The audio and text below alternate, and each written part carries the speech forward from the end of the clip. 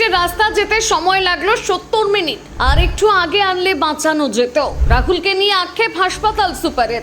সময়ের গোলকধাঁধাও প্রশ্নচিহ্ন। পুলিশের রিপোর্ট অনুযায়ী গত রবিবার বিকেল 5:30 নাগাদ ওড়িশার তালসারিতে দুর্ঘটনাটি ঘটে।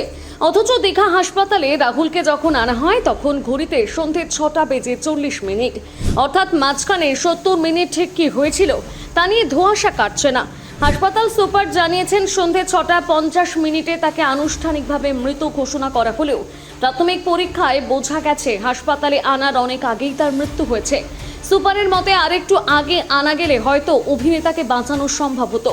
তালসারি থেকে দীঘা হাসপাতালের দূরত্ব মেরে কেটে 13 থেকে 15 মিনিট, সেখানে 70 মিনিট সময় অতিবাহিত হওয়া স্বাভাবিকভাবেই সন্দেহের অবকাশ রাখছে।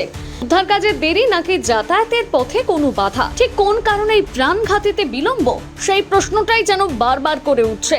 মরণ ফাঁদ যেখানে ঘটনাটি ঘটেছে সেটি সুবর্ণরেখা নদীর মোহনা, যা পরে সমুদ্রে মিশেছে। স্থানীয়দের মতে এই অঞ্চলের ভৌগোলিক গঠন অত্যন্ত জটিল এবং বিপজ্জনক। এখানকার সমুদ্রের চরিত্র আর 5টা সৈকতের মতো নয়।